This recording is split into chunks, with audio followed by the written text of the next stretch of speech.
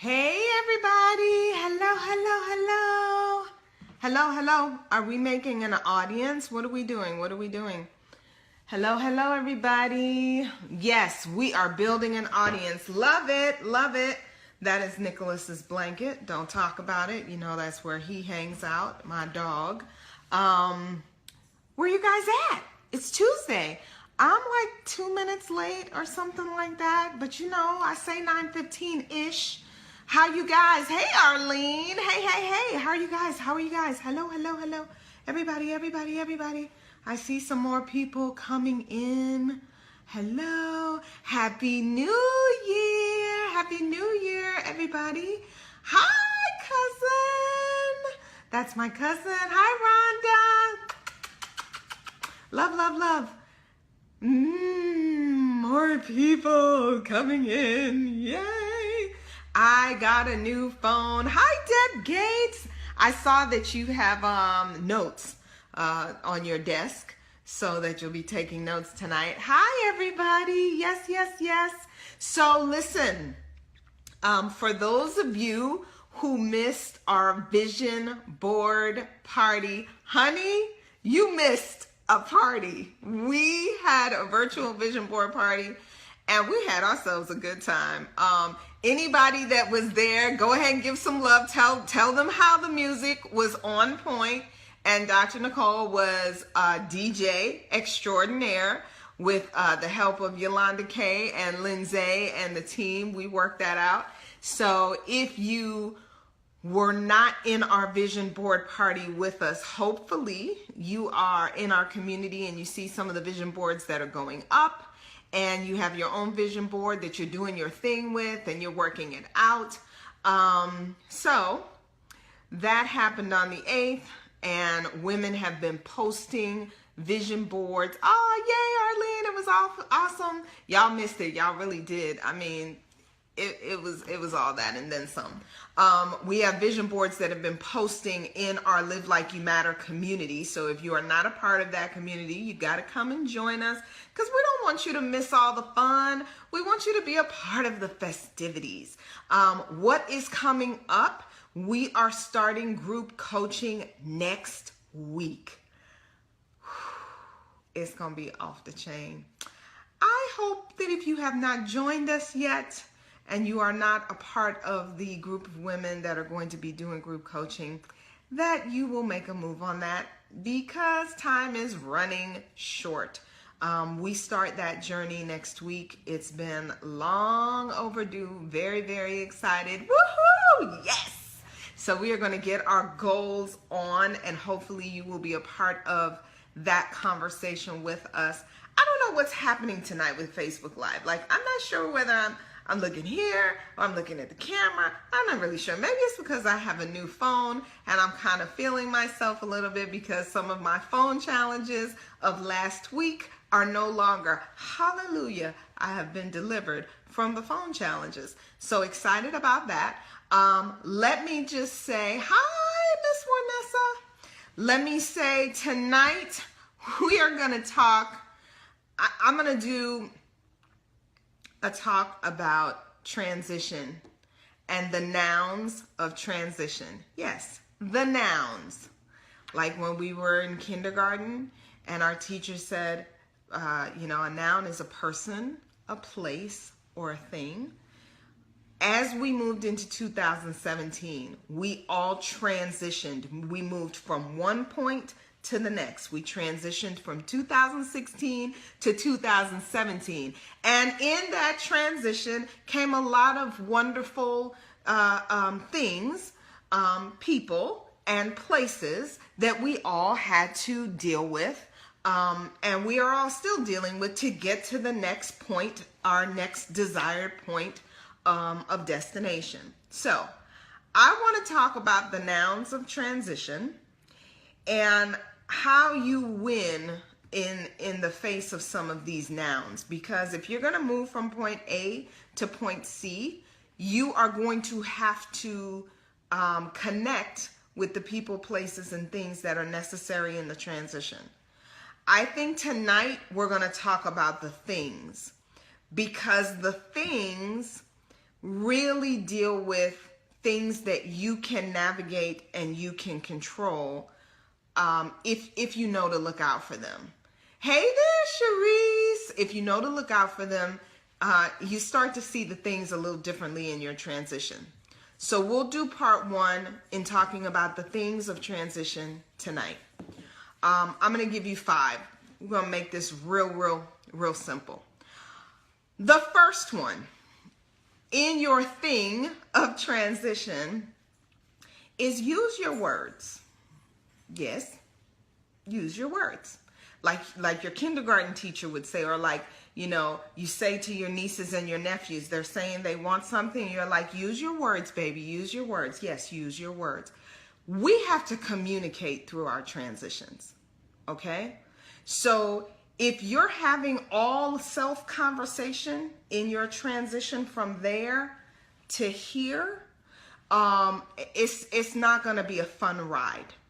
Because in every transition, most of the time, you're not the only person that's moving. Other things are moving too.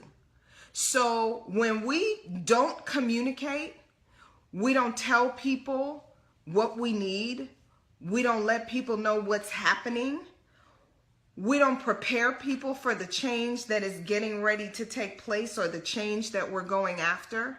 We don't use our words. We just leave the world in a blissful state of white space. Anybody ever hear me talk about white space before?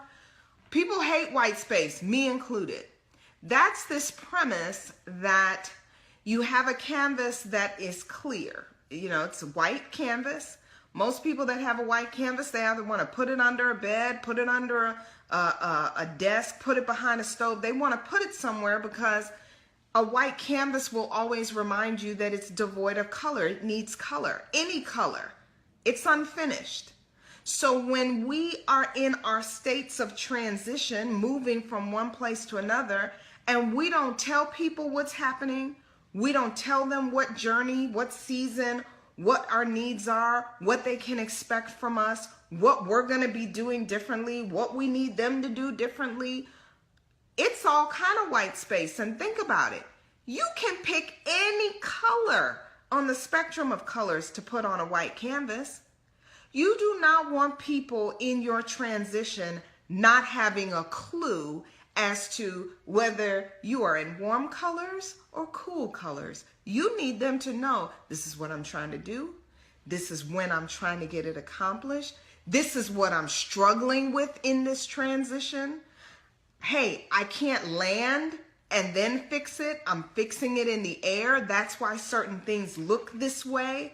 Here's what I need from you. Here's the support that I need. Use your words. Tell people so that they can respond and be a part of what's going on.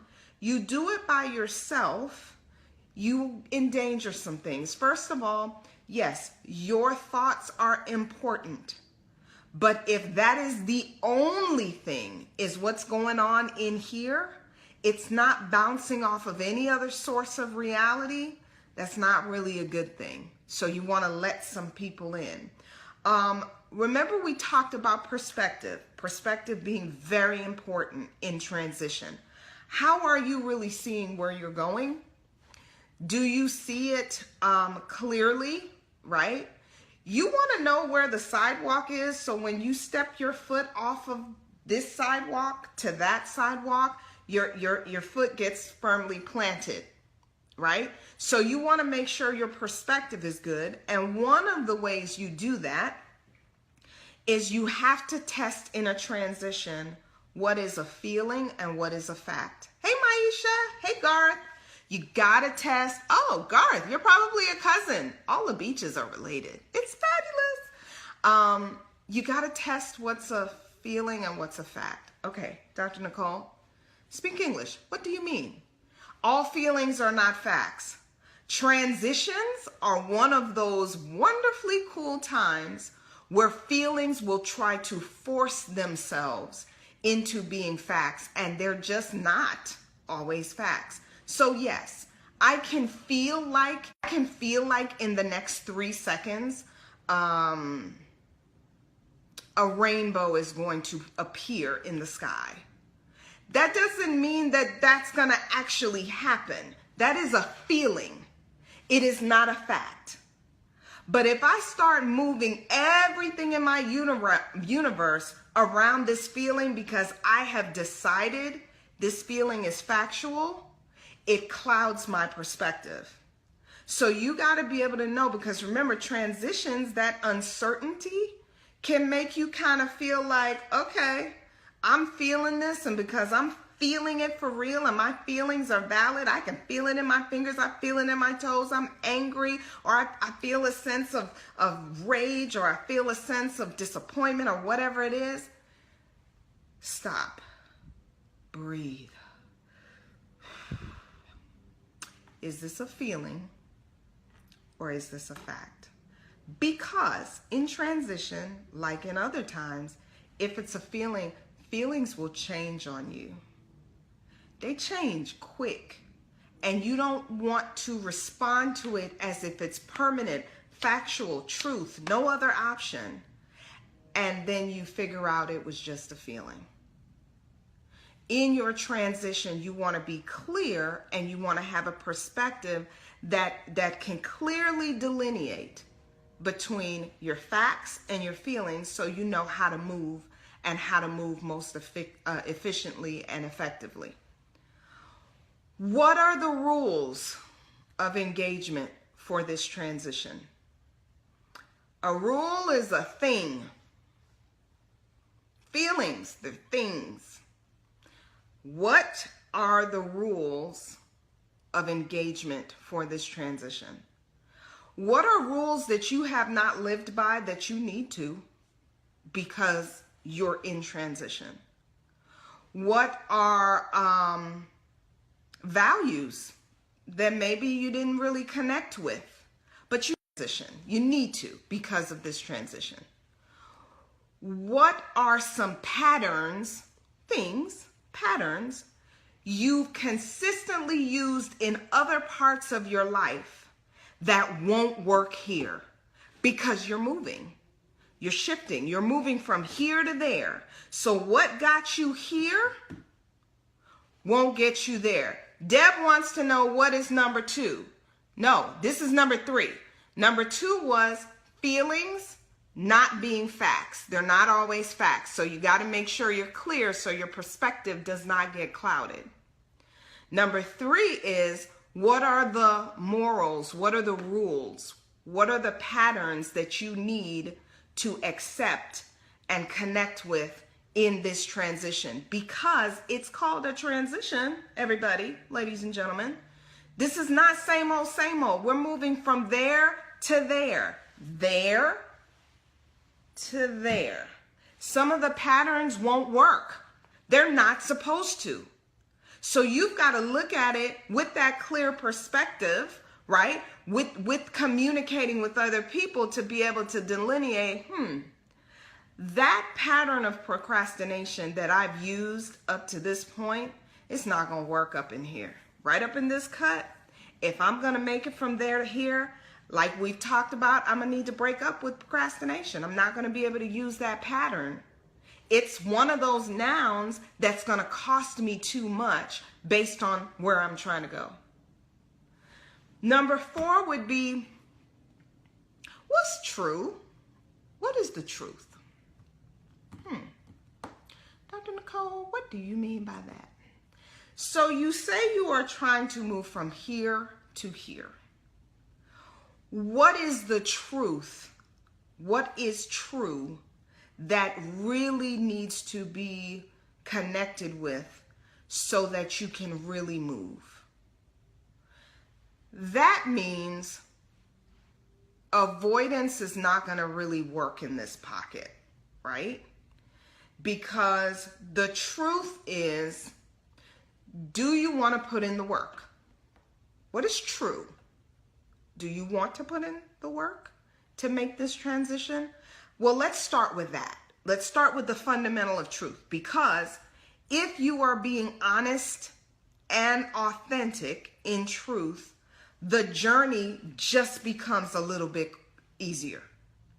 because you're not going down the roads of avoidance and the roads of not telling the truth and lying to yourself and lying to other people, and you're communicating the wrong thing, so they're giving you back the wrong thing. What's bouncing off is coming from the place of untruth. Therefore, you can't get what you need, because you have to be willing to ask the tough questions in this transition that says, okay, is my timeline one that speaks to the effort that I'm trying to give? Is this my lane? Is this really what I should be transitioning to? Or did I see somebody else make this transition and I said, oh, it looks so fabulous and festive. Let me try that. I don't know.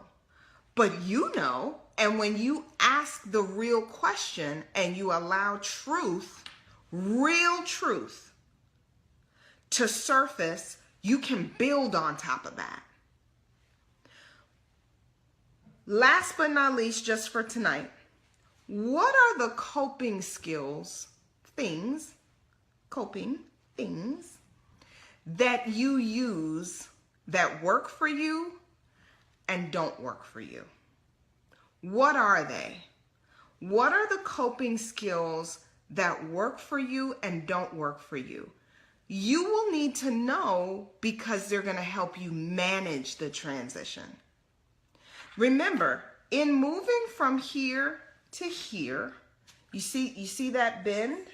That bend from here to here? You've got to manage yourself through that bend. You have to manage yourself while you're in flight, moving from here to here. So think about it. If you're crossing the street, you have to manage your balance. If you're transitioning a move, you have to manage yourself to not take every single thing from one location to the next just because it was once in this location. Manage thyself. What coping skills do you use? Do you have a bad attitude? Do you push people away? Do you become an introvert where you push everybody outside and you kind of isolate yourself? Are you one that now raises the risk and gets involved in a whole lot of things so that if the transition doesn't work, then you can just say, oh, well, I really didn't give it my best shot because I was trying all of these other things and I just need to focus. But you set yourself up for that. What do you do? What's your thing? If you're not sure what your thing is, ask some of your friends. They can help you. If one of your transition coping mechanisms is you eat and you eat and you eat some more, you got to know that because you have to manage it. You can't go with the Ben and Jerry's and the Twinkies and all of that every time. It feels a little tight because remember, it is a transition. It is going to feel that bend of moving from one place to the next. It's going to feel like you're moving from one place to the next. That does not mean it's bad because it's a feeling. It's not a fact. See how I just did that? Deb Gates, did you catch that? Doesn't mean it's bad because you feel bad. It's a feeling. Trust me, you may feel a little bit out of control here, but right when you get right about here, you're like, I got this. Oh, I can do this. Because you start to realize that was a feeling. It wasn't factual. My feeling was real, but the fact was not that I was going to die in the transition. That wasn't a fact. I just kind of felt bad, right? So what coping skills do you use? What is it? A funky attitude or a totally positive attitude where anything is possible? And then I want you to think about which ones are working for you and which ones are not. Which coping mechanisms help you manage the shift and which ones come against you when you're trying to shift? The ones that come against you when you're trying to shift, you need accountability partners to help you with those. You just do. You can come coach with us. We will help you. I will help you. But if not, find some accountability partners, because every time you eat the Twinkie and you feel like you're gaining weight and you feel bad about yourself, you start focusing on that versus the transition. The point is to focus on the transition and to move forward as quickly and as effectively as possible over the bend. It's not to get hung up on Twinkies or whatever the coping mechanisms are that drain you and don't provide you what you need to get the result that you're looking for. Did that make sense, y'all? I just gave you five things to help you through your transition. Those are just things. Those are just things. Next time, we're going to talk about people and places. People and places that you need to be aware of. Hey, Kelly! That you need to be aware of to help you move through the transition. And remember, you guys, the transition is just a shift from one state to another. It's a change from one position to another. Change of job, change in mindset, change in vision, change in goals. And these things will show up every single time you are either going to be driving them or they're going to be driving you. So you get to decide. And with my help, I think you'll do just fine. Hey, Mr. Luane, how are you? So that's all we got. If you guys don't have any questions or anything, we will catch each other next time. Love, love, love, love, love. We will catch each other next time. You know 9:15 has become the sweet spot. So you need to put it on your calendar, Tuesday night, 9:15 Eastern Standard Time, so we can all come together and have a lovely time. Love you. Bye.